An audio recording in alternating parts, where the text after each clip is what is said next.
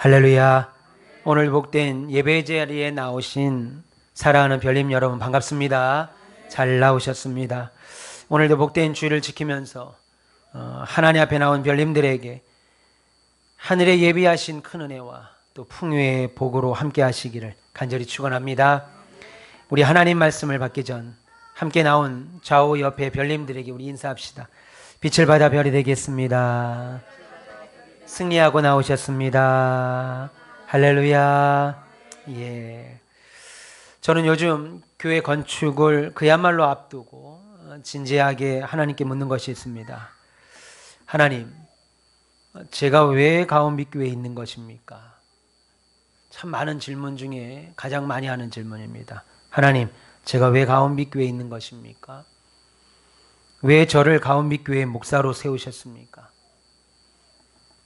하나님, 한국에 30만 명의 목회자가 있고 7만여 개의 교회가 있다는데 왜 우리에게, 왜 우리 교회에게, 왜 저에게 예배당 건축을 명하시는 겁니까? 왜 이 코로나 시국에 우리가 이 사명을 감당해야 하는 것입니까? 라고 하는 질문들이죠.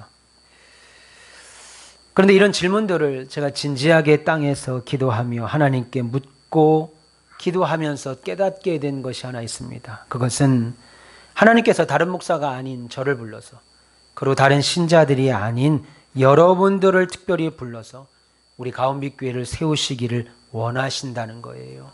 그렇지 않으면 우리가 여기까지 올 수가 없었죠. 그리고 놀랍게도 실제 하나님은 저와 여러분들을 통하여서 우리 가온빛교회를 지금 세워가고 계시다고 하는 사실입니다.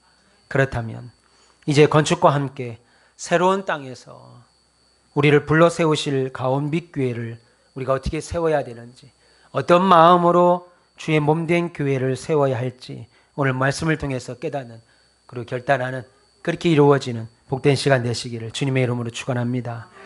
오늘 본문에서 사도 바울은 고린도 교회를 통하여 하는 서신 가운데서 우리가 우리 가온빛교회를 어떻게 세워가야 하는지를 몇 가지로 설명하고 있습니다.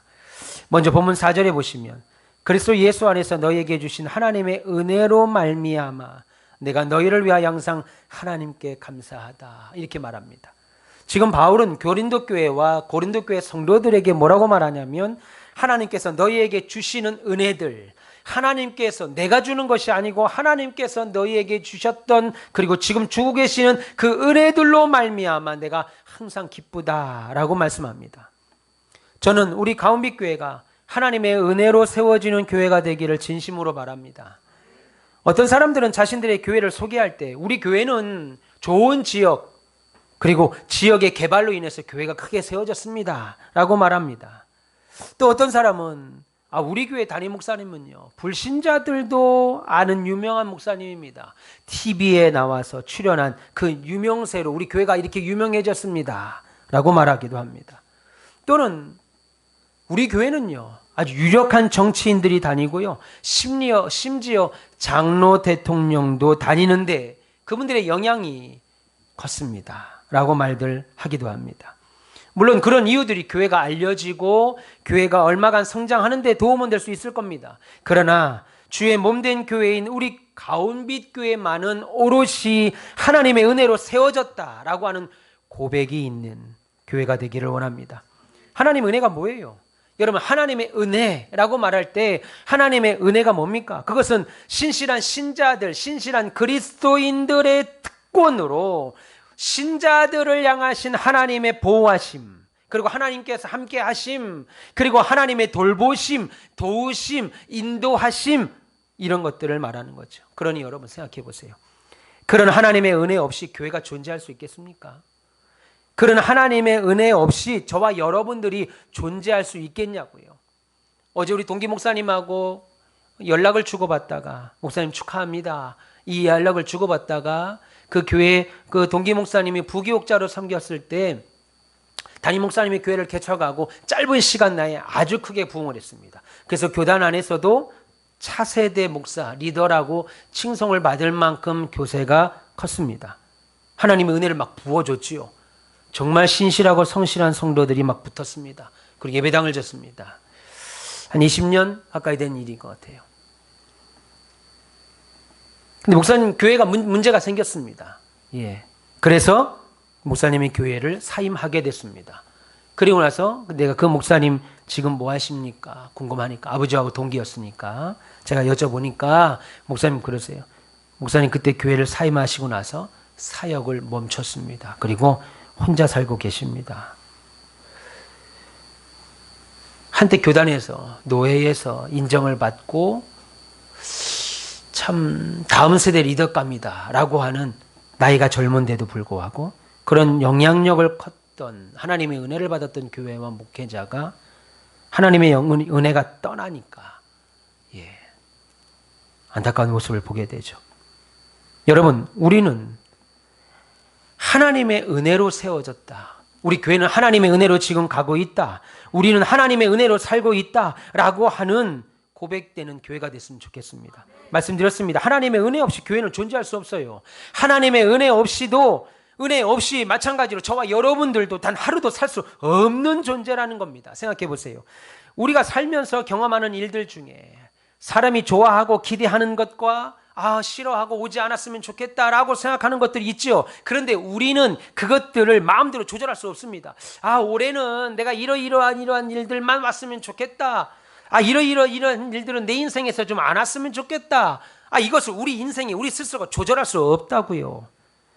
나에게는 늘 좋은 일만 있으면 참 좋겠는데 실제로는 그렇지 않다는 겁니다. 내 삶에서 내가 원하는 것은 계속 일어나게 하고 내가 원하지 않는 일은 전혀 일어나지 않도록 할 수 없다라는 거예요. 왜요? 왜 그래요? 그것은 내 인생이 여러분들이 지금 살아가고 있는 인생이라 할지라도 내 인생이 우리의 손에 달려 있지 아니하고 우리의 인생은 하나님께 있기 때문입니다. 우리의 인생이라 하더라도 내 인생은 내 손에 달려있지 않다라는 거예요. 그래서 어느 때는 내가 아침부터 저녁까지 열심히 일을 하고 그 회사를 위하여 충성봉사했음에도 불구하고 퇴직을 당하게 되고 장사를 하려 모든 것을 다 끌어다가 투자를 했음에도 불구하고 그래서 열심히 가게를 오픈해서 아침부터 저녁까지 일했음에도 불구하고 장사가 되지 않아 문을 닫는 경우도 있고 이제는 신앙생활을 좀 열심히 해보려 하는데 건강상의 문제가 생기기도 하고 갑자기 자녀 문제나 갑자기 모든 생각지도 않았던 일들이 여기저기 터져서 우리 인생을 힘들게 하는 일이 허다합니다.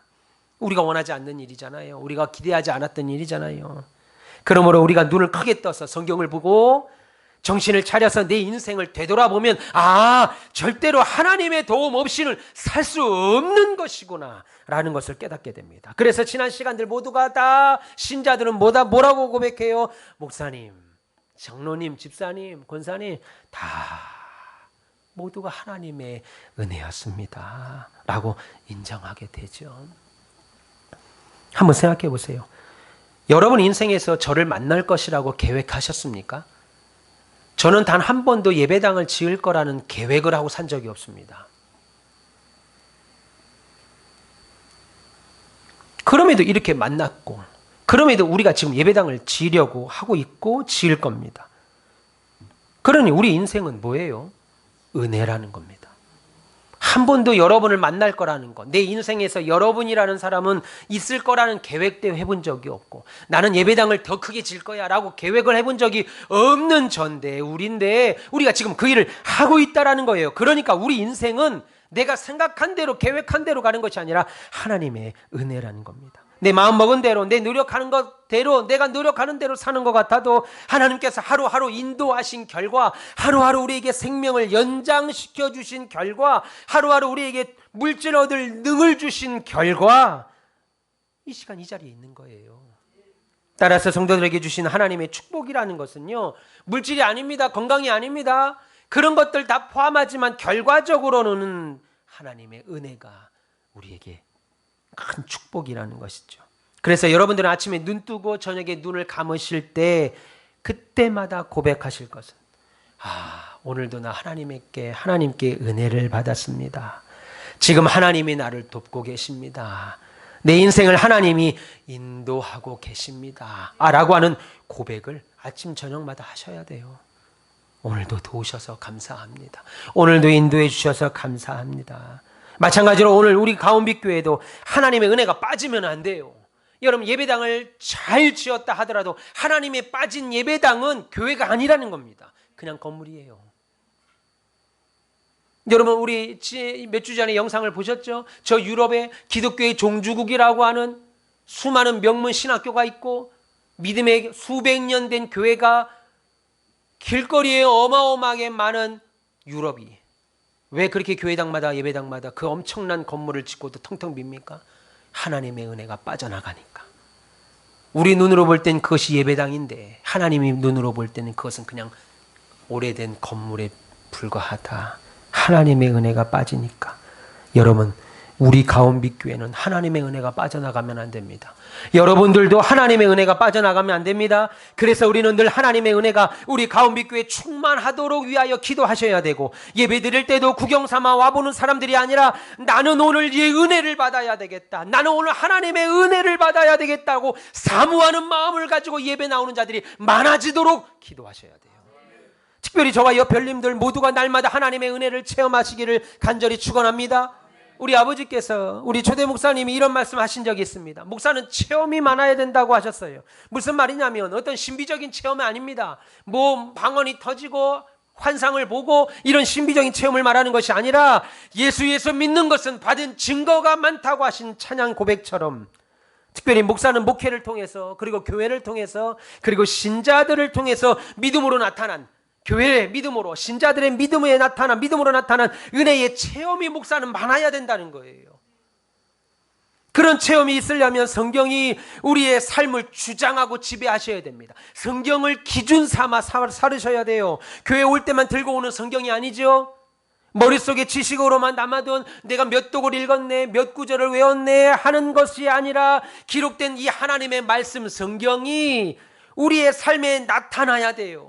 양보해야 돼요. 손해봐야 돼요. 하나님의 나라가 임할 걸 소망하고 살아야 돼요. 인내하며 화목해야 해요.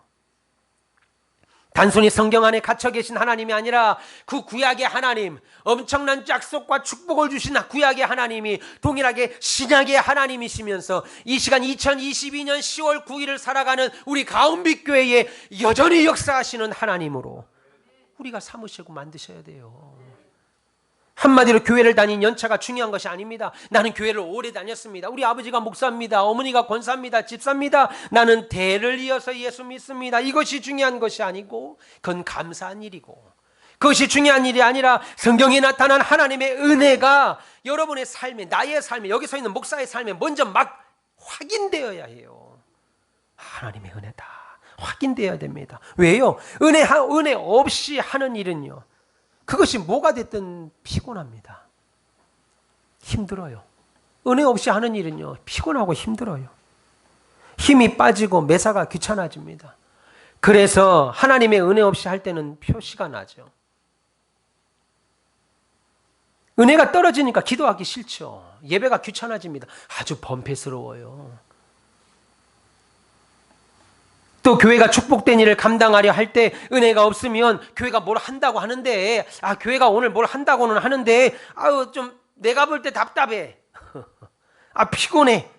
염려가 되고 걱정이 먼저 앞서고, 그러다 보니까 어때요? 교회가 한다고 하는 일을 바라볼 때 짜증난다고요. 그래서 은혜 없는 목사, 은혜 없는 당회, 은혜 없는 직분자, 은혜 없는 신자가 되는 것만큼 피곤한 것이 없어요. 피곤하다. 그만큼 불행한 것도 없지요. 하나님께서 내게 맡겨주신 직분을 은혜 없이 한다는 건 진짜 위험천만한 일이고, 본인은 물론 가족 전체 나아가 교회에도 복되지 않은 결과를 가져온다고요. 은혜 없이 목회하죠. 하긴 싫은 설교해야 되죠. 신방하기 싫은데 해야 되죠. 하기 싫은 교회 봉사하고, 하기 싫은 밥 해야 하고, 하기 싫은 직장 가야 되고, 하기 싫은 뭔가 하는 고통이 얼마나 큰지 한번 생각해 보세요. 지금 우리 가온빛교회는 교회 건축을 명받고 그 일을 위하여 지금 열심히 진력하고 있습니다. 섬기고 있습니다. 더군다나 오늘 오후에는 기공감사 예배를 앞두고 있습니다. 그런데 은혜가 없다면요, 교회도 큰일이고 본인에게도 무서운 일입니다. 왜요? 그것은 하나님께서 싫어하시는 일뿐만 아니라 하나님의 은혜가 없는 교회, 하나님의 은혜가 떨어진 신자는 하나님의 축복이 임할 수 없기 때문이죠. 하나님의 은혜가 떠났는데 하나님의 거룩한 축복이 어떻게 임하겠어요?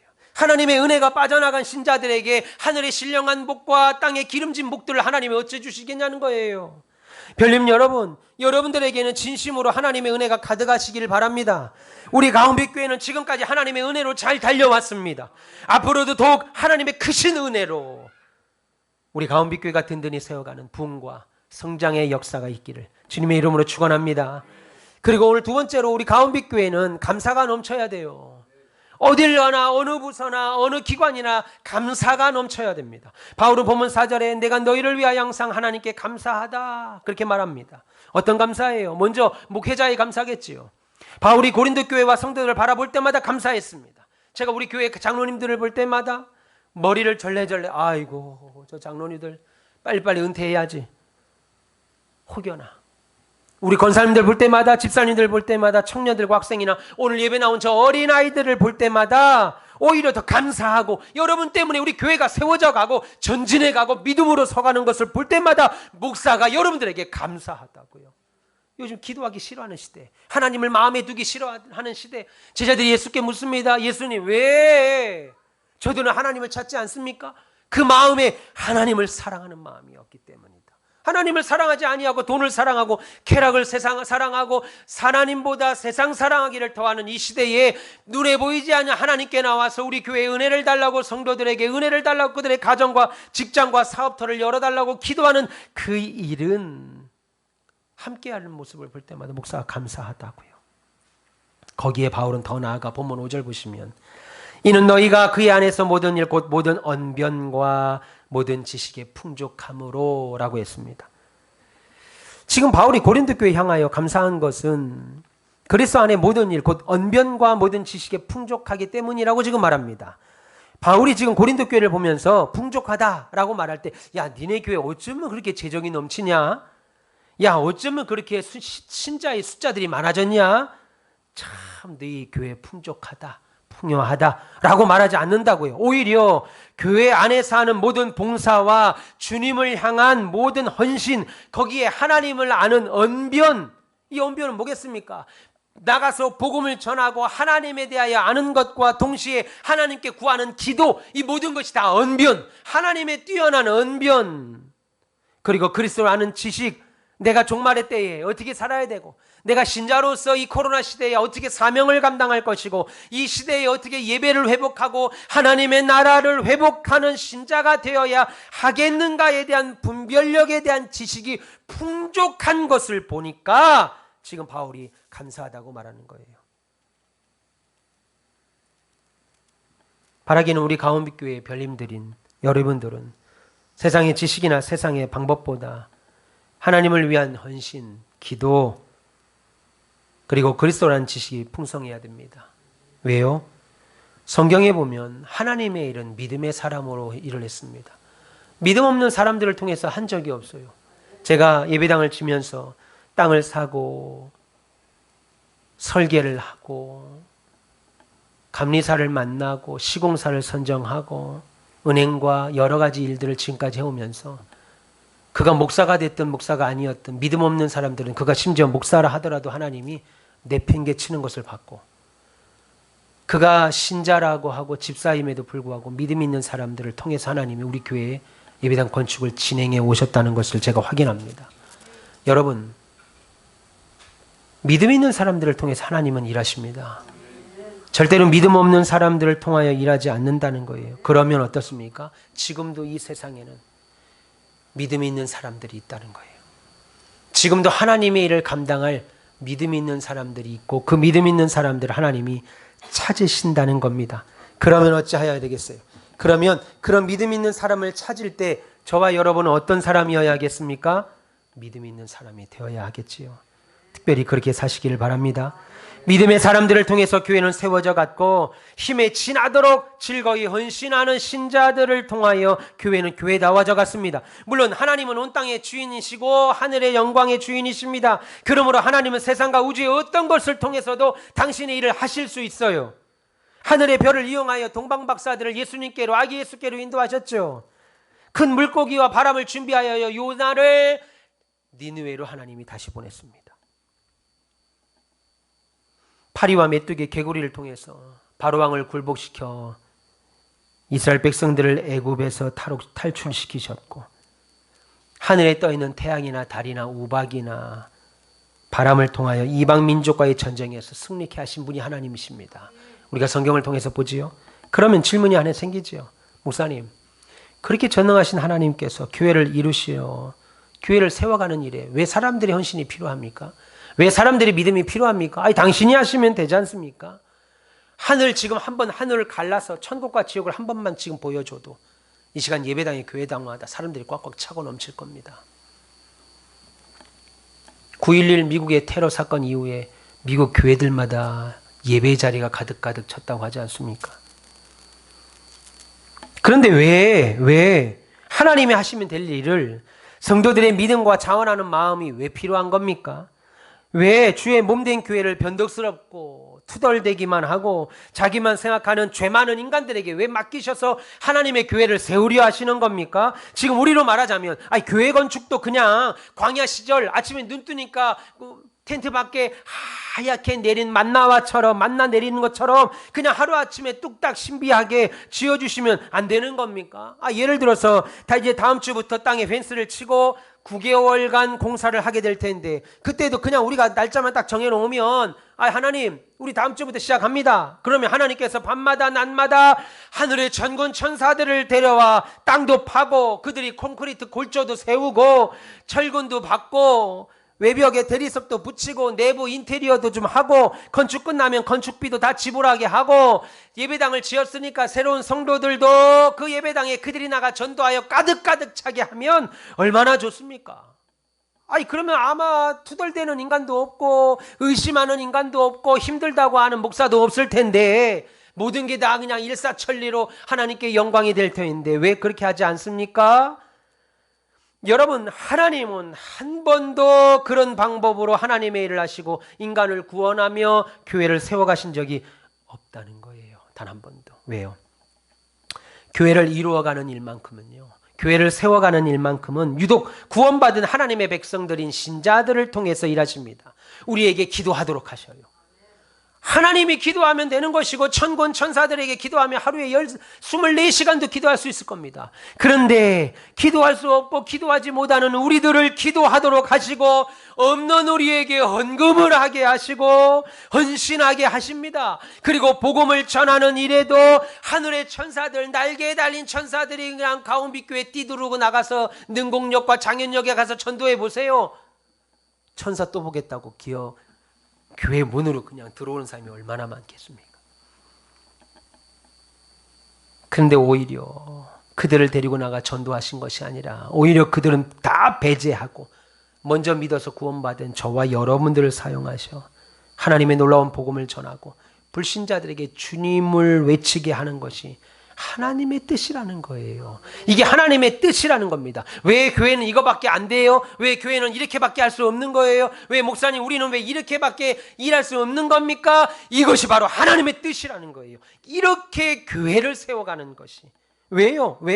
왜 하나님께서는 이 자리에 있는 저와 여러분들을 통하여 우리 가온빛교회를 세워가시려고 하는 거냐는 겁니다. 그런 제가 방금 말한 천군 천사들을 동원하는 방식이 아니고 기적적인 방식이 아니고 하루아침에 예배당을 뚝딱하고 지어내는 방식이 아니라 우리를 통하여 연약하고 부족한 저를 통하여 여러분들을 통하여 교회를 세워가려 하는 거예요. 그것은 그 일에 따른 상급이 너무나도 값지고 귀하기 때문입니다. 그래서 때로는 힘들죠. 피곤하죠.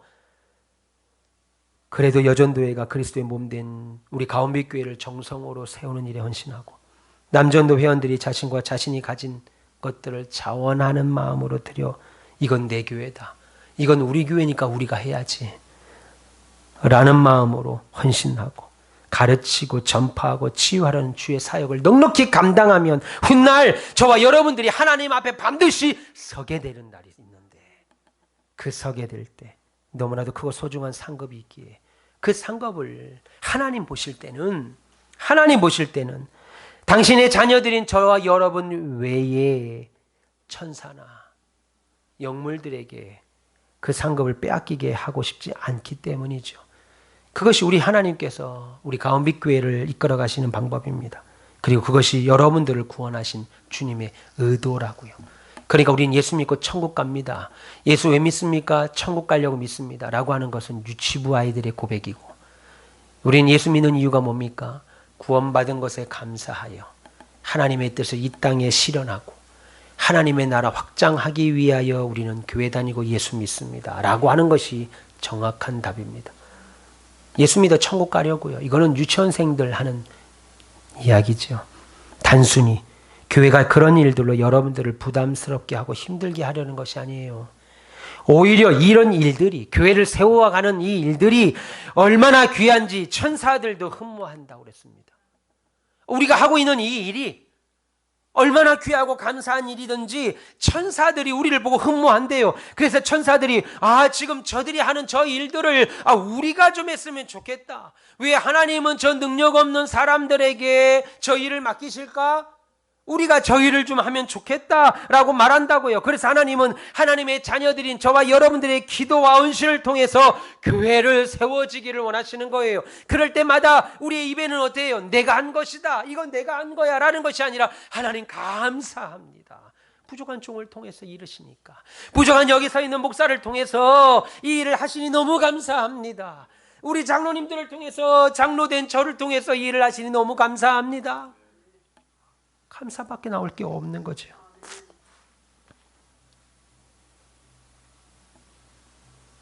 그러므로 우리를 불러서 교회를 세우라고 하시는 것은 우리의 헌신만 요구하고 물질만 요구하는 것이 아니라 축복의 기회를 주시는 겁니다. 믿으십니까? 그렇다면 여러분, 이것은 하나님의 일이다 라고 할 때는 뒤로 물러나지 마세요. 저도 이 말하기 참 어렵습니다. 왜요? 저도 인간이니까 어렵더라고요. 그러나 믿음으로 승리하고 감당하시길 바랍니다. 하나님이 하십니다. 여러분 생각해 보세요. 제가 예배당을 지면서 이런 생각이 문득 들더라고요. 이스라엘 백성들이 홍해 앞에서 건널까 말까를 공동의회 투표를 했다면 건넜겠습니까? 우리 교회가 지금 예배당을 질까 말까 할 거를 투표로 했다면, 투표하지 않고 이건 하나님의 뜻이다 할 때 여러분이 저를 믿고 함께 달려왔습니다. 그런데 마찬가지로 애굽을 나왔습니다. 근데 애굽을 나왔는데 뒤에는 애굽 군대가 따라오고 앞에는 홍해가 있습니다. 그래서 제가 장로님들 우리 공동회의 열어서 투표해 봅시다. 건널지 말지. 그러면 건넜겠습니까? 가표는 3표 나왔을 겁니다. 모세와 여호수아 갈렙. 그 나머지는 전부 다 반대표. 못 건너요. 강도 바다도 못 건너고 절반은 죽고 절반은 다시 끌려가서 더 심한 노예 활동을 했어야 되는 거예요. 여러분, 하나님의 뜻 앞에서는 투표가 아니라 믿음을 달라고 기도하시고 하나님 그 믿음에 하나님의 도우심을 달라고 구하셔야 돼요.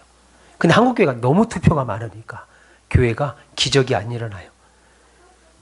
홍해 앞에서 투표했으면, 여리고성 앞에서 투표했으면 가나안 땅 못 들어가는 겁니다. 여러분, 하나님은 자신을 들여 교회를 세우기를 원하는 신자들에게 그 성령의 감동을 주어 일합니다. 지난 세월 보니까 나는 그런 능력이 없었는데 시간이 지나고 보니까 일이 되더라는 겁니다. 장로인 내가 볼 때 나는 별 볼 일 없는 장로인데 시간이 지나고 보니까 내가 기관을 이끌어가고 부서를 이끌어가고 하나님의 일을 잘 감당하고 있더라는 거예요. 왜요? 하나님은 저와 여러분들이 교회를 생각하고 교회를 이루어 나갈 때 내가 어떻게 교회를 위하여 봉사할 것이고, 내가 어떻게 교회의 어떤 부분을 감당할 것이고, 내가 어떻게 우리 가운빛교회가 세워지고 장년이 들어갔을 때는 내가 어떻게 행동할 것인가, 내가 어느 부분을 감당하고 내가 집사로서 장로로서 권사로서 내가 어떻게 할 것인가에 대한 생각들이 현실적으로 성령의 감동을 주셔서 세밀하게 깨닫고 알게 하도록 하신다는 거예요. 그래서 예전에는 내가 그런 생각까지 했던 사람인가 하는 것을 확연하게 알게 됩니다. 그리고 그 일을 갈 수 있도록 하나님께서 은사와 능력도 주십니다. 한 목사님, 우리 교회가 감당할 수 있을까요? 하나님이 그 일을 하실 수 있도록 우리에게 은사도 주실 것이고 능력도 주실 겁니다. 여기서 있는 목사에게 은사도 주시고 능력도 주시고 여러분들에게도 성령 충만 주셔서 하나님 그 일을 감당하게 하실 거예요. 왜 주셔요? 제가 잘나서, 여러분이 잘나서 이뻐서? 아니죠. 에베소 4장이 뭐라고 그래요?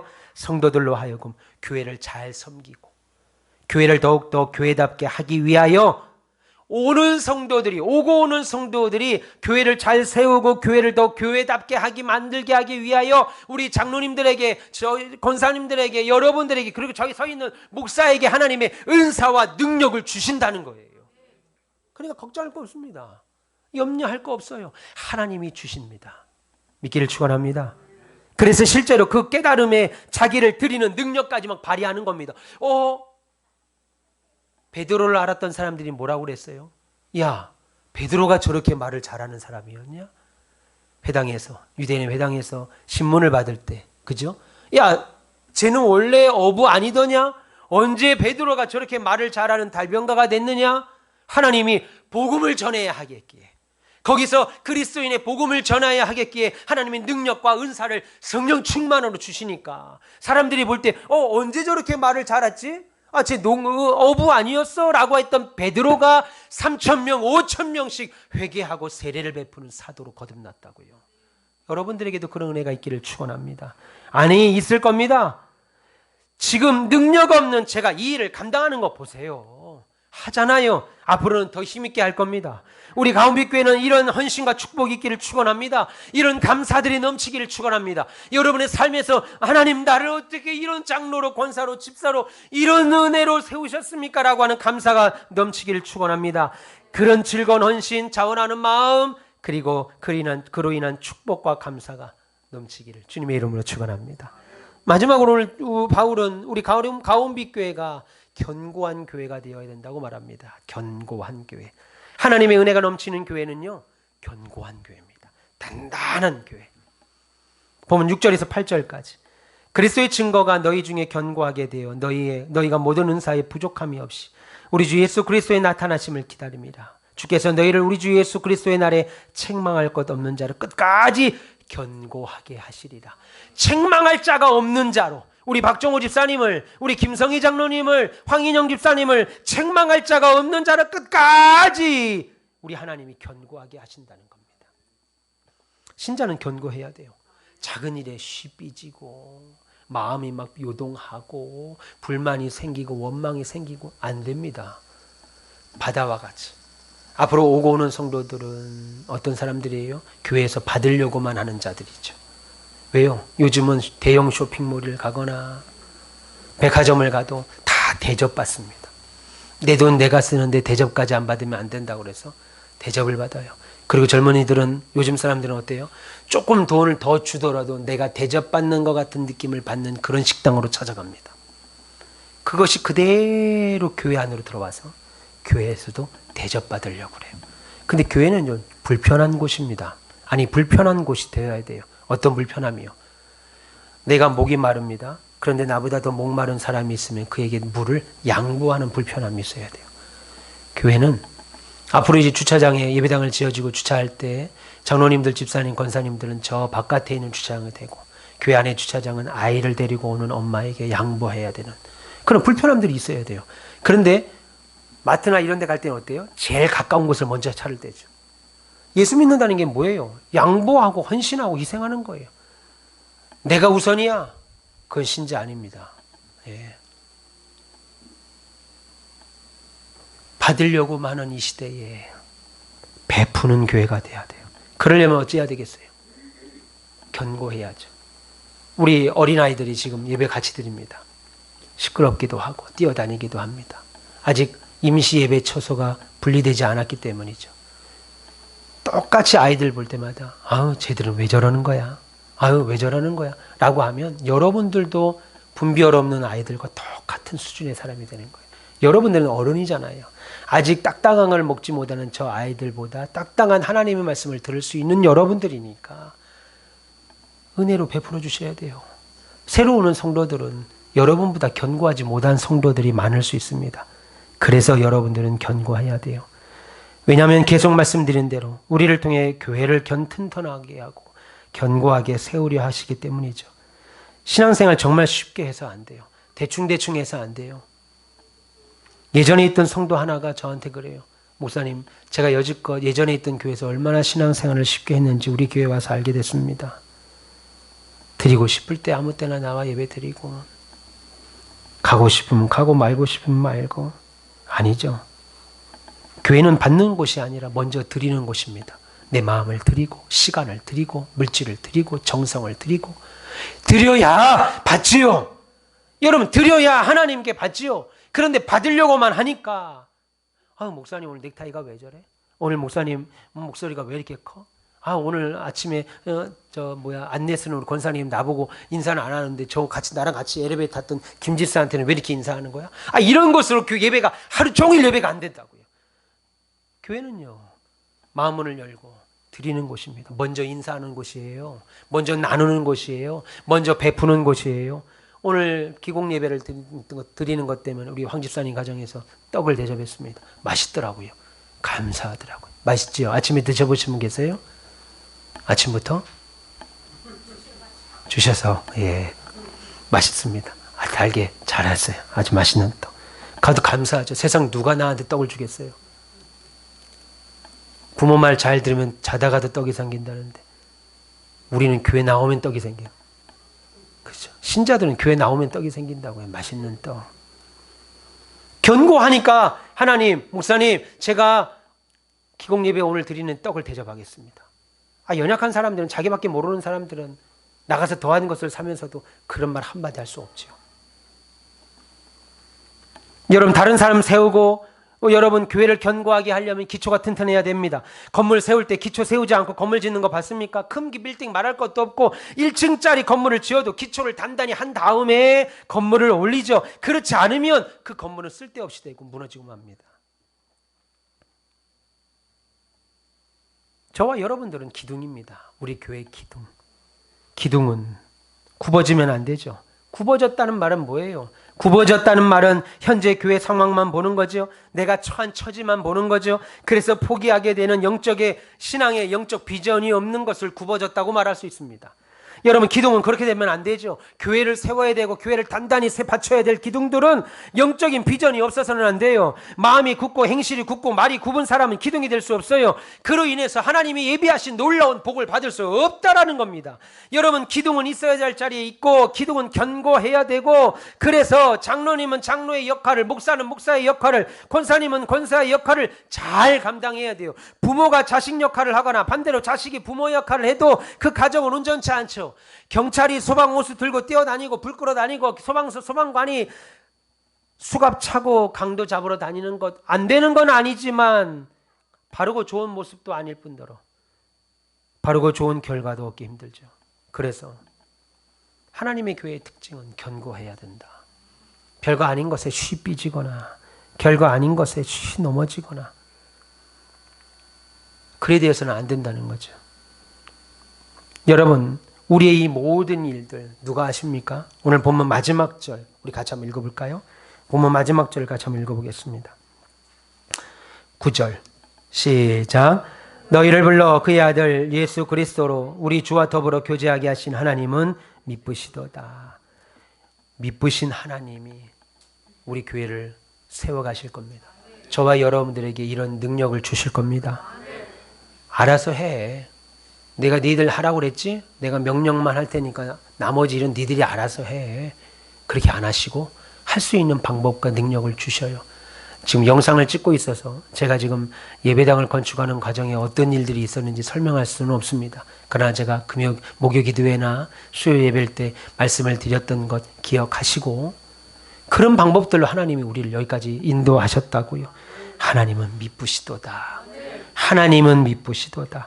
그 미쁘신 하나님이 우리를 불러서 그리스도와 교제하실 뿐만 아니라 교회를 세워가게 하신다는 겁니다.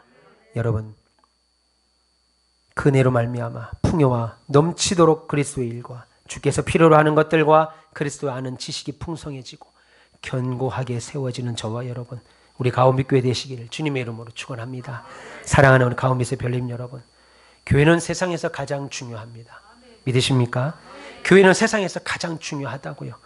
그러면 교회가 왜 중요해요?